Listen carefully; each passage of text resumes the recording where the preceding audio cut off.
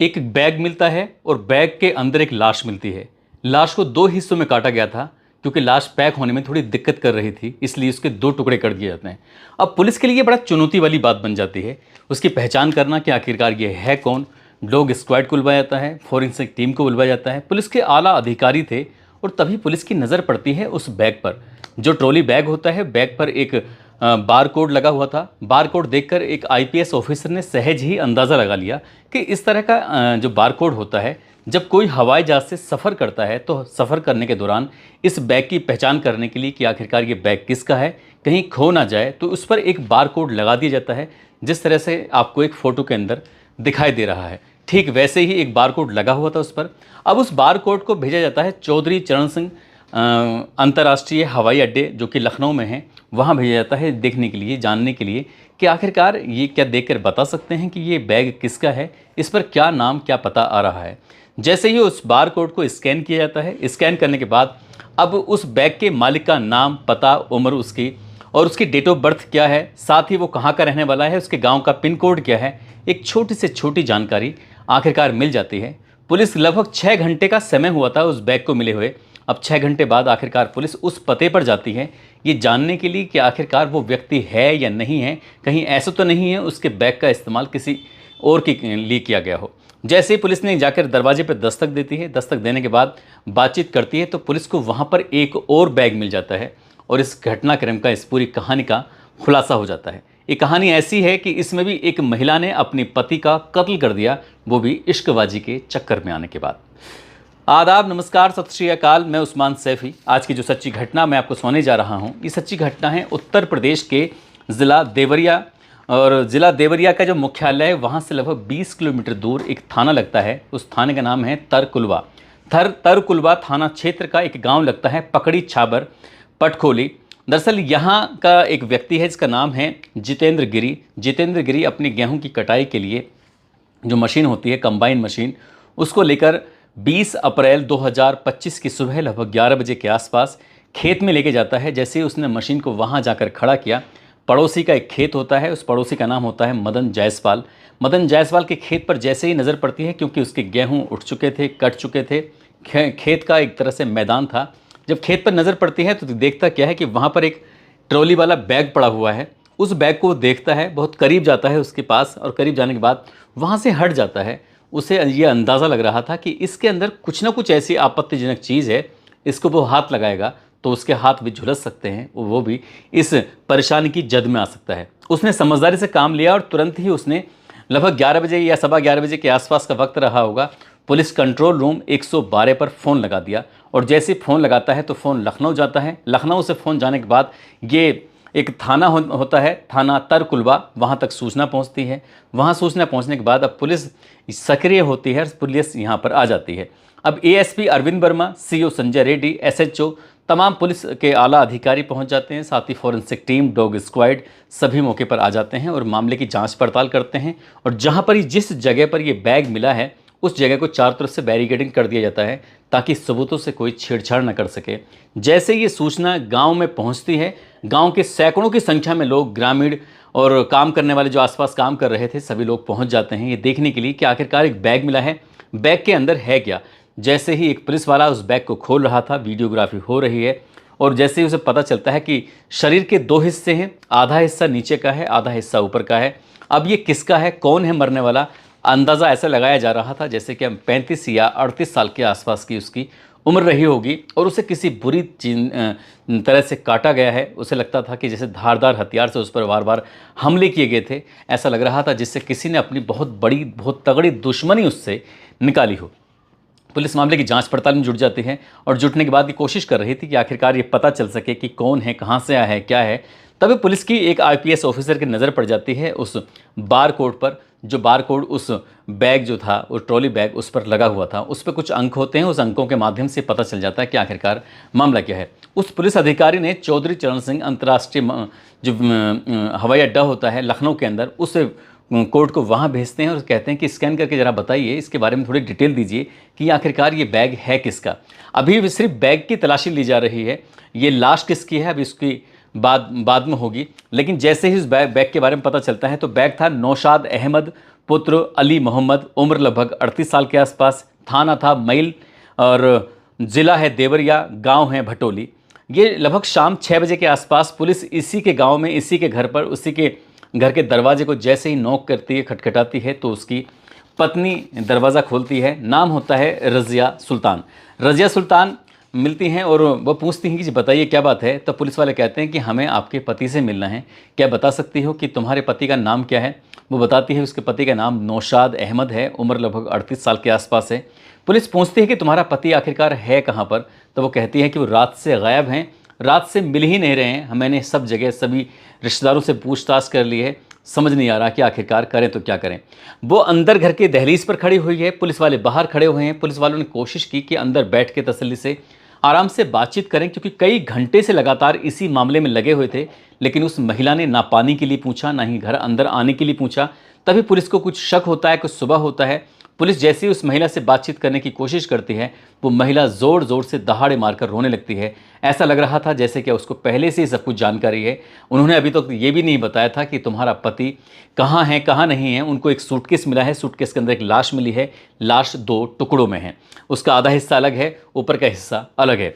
अब जैसे ही उस महिला से बातचीत करने की कोशिश की जा रही थी, तो पुलिस कहती कि हमें आपके घर की तलाशी लेनी है, हमें पड़ताल करनी है। जैसे ही पुलिस ने घर की तलाशी लेना शुरू किया, पुलिस को घर के अंदर एक और बैग मिल जाता है और उस बैग को पुलिस जब देखती है, खोलती है, तो उसमें खून था भारी मात्रा में। अब उसको ऐसा लग रहा था जैसे कुछ ही घंटों पहले का ये गीला, उसमें खून अभी पूरी तरह से सूखा भी नहीं था। तभी पुलिस का जो शक था वो यकीन में बदल जाता है। पुलिस पूछती है कि तुमने अपने पति को क्यों मारा, कैसे मारा। अब पुलिस के जो सवाल होते हैं, कुछ ऐसे सवाल भी होते हैं जिसके जवाब सामने वाला समझ नहीं पाता, इधर उधर घुमाने की बात करता है और सीधा वो कुछ ही देर के बाद जब पुलिस अपने तरीके से पूछताछ करती है तो वो पटरी पर आ ही जाता है। और रज़िया सुल्तान भी पटरी पर आ ही चुकी थी। जैसे रज़िया सुल्तान ने कहानी सुनाना शुरू किया, उसने कहा कि एक नौशाद जो कि इसी गाँव का रहने वाला होता है, जो उसके मामा का बेटा है और मैं उसकी बुआ की बेटी हूँ। ये साल 2014 से भी पहली बात है जब वो यहाँ आती थी और वो बुआ के घर जाता था। तभी दोनों को एक दूसरे से मोहब्बत हो जाती है, प्यार हो जाता है। उसे हमारे गांव में आना अच्छा लगता था। वो रहने वाली होती है ज़िला बलिया का, थाना बेलपरा और गांव पंडरी होता है, वहाँ की रहने वाली होती है। जब ये नौशाद अपनी बुआ के घर जाता था तो अच्छा लगता था और जब ये अपनी मामा के घर जाती थी तो अच्छा लगता था। इसी बीच में नौशाद ने अपने परिवार वालों से कहा कि वो रज़िया सुल्तान से शादी करना चाहता है। घर वाले, परिवार वाले तैयार नहीं थे कि ये क्या उलट पुलट रिश्ते बनाने की तुम कोशिश कर रहे हो।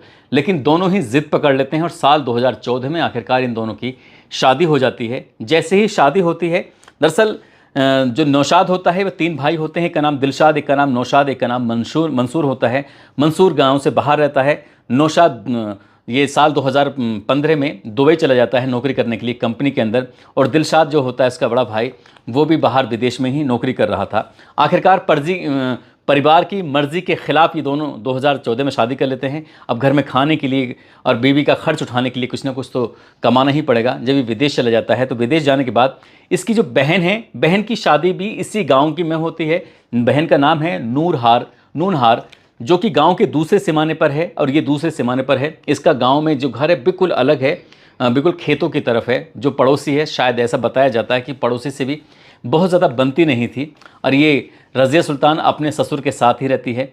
और वक्त आगे बढ़ता है, जैसे जैसे वक्त आगे बढ़ रहा था तो इसका जो भांजा होता है जिसका नाम रोमान होता है, रोमान से कहता है कि जाकर अपनी मामी से बातचीत कर लेना, उसको किसी भी सामान की ज़रूरत हो तो सामान दिला लेना, उसे शहर जाना हो तो शहर में जाकर उसके जो काम है उसका काम कर लेना। अभी रोमान छोटा था और जब वो दुबई गया था तो जैसे जैसे रोमान बड़ा हो रहा है वैसे वैसे घर की जिम्मेदारी भी गांव में होने की वजह से वो उठा रहा था। अब वो मामी के बहुत ज़्यादा करीब आ जाता है, करीब इतना आ जाता है कि दोनों को एक दूसरे से ही मोहब्बत हो जाती है, प्यार हो जाता है, इश्क हो जाता है। और इसके पीछे की जो वजह ये होती है, दरअसल एक साल में दिन होते हैं 365 और 365 दिनों में लगभग 10 या 15 दिन के लिए ही वो अपने गांव में आता था। बाकी के 350 दिन जो होते हैं वो दुबई में रहकर नौकरी करता था, वहाँ पैसे कमाता था, पैसे कमाकर भेजा करता था। यहाँ पत्नी के साथ जो रहता था वो 15 दिन होते थे या 10 दिन होते थे। अब उस 10 दिन में वो पत्नी का भी साथ दे रहा है, रिश्तेदारों के पास भी जाता है, दोस्तों के पास भी जाता है, या फिर पारिवारिक कोई कार्यक्रम होते हैं तो उसका भी वो हिस्सा बनता है। और ये पता चल जाता है लगभग 1 साल पहले कि रोमान की जो उसकी पत्नी है रज़िया सुल्तान से बहुत ज़्यादा नज़दीकियाँ हो गई हैं, दोनों के बीच में फिजिकल रिलेशन बन चुके हैं।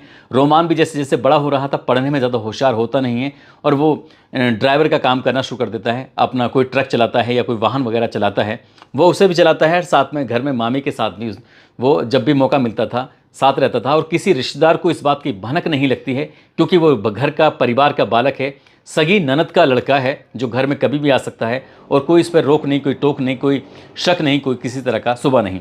आखिरकार 1 साल पहले ये बताया जाता है, ऐसा मीडिया रिपोर्ट कहती है कि इन दोनों के संबंधों के बारे में परिवार के लोगों को पता चल जाता है और जब पता चल जाता है तो इस रिश्ते को तोड़ने की, अब इसके घर में रोकथाम करने की पूरी तमाम कोशिश की जाती हैं। पंचायत जब लगती है तो वो अपनी बेटी की वजह से, क्योंकि अब उसको 8 साल की एक बेटी भी हो गई, इसका नाम आतिमा या फातिमा नाम उसका रखा जाता है, और वो अपनी बेटी को नहीं छोड़ना चाहता था, इसलिए उसने इस रिश्ते को बना के रखा और अपनी पत्नी का ही साथ दिया और रोमान से कहा कि तुम अब घर मत आना। कुल मिलाकर ये रिश्ता वैसे चलने लगता है, लेकिन 1 साल जब बीत जाता है तो ये 8 या 9 अप्रैल को फिर से घर अपने वापस आता है और घर वापस आने के बाद आराम से रह रहा था। उसे बताया जाता है कि 22 अप्रैल के आसपास उसको जाना था, लेकिन 1 साल पहले ऐसा कुछ हुआ था जिसको ये बर्दाश्त नहीं कर पाया रोमान, और रोमान ने और उसकी जो प्रेमिका होती है, ये कहते हैं मामी होती है, उसके साथ मिलकर कत्ल का पूरा प्लान बनाया। और 19 अप्रैल 2025 की रात को जब खाने में कुछ नशीला पदार्थ मिलाकर दिया जाता है, रात के 9 या 10 ही बजे होंगे, जैसे ही नौशाद अहमद ने वो खाना खाया, खाना खाते ही वो मूर्छित हो जाता है, बेहोश हो जाता है, उसे होश नहीं रहता। घर के अंदर उसकी बेटी भी है नौशाद की, उसका पिता भी है जो बहुत ज़्यादा बुज़ुर्ग हैं, साथ ही उसकी पत्नी भी है।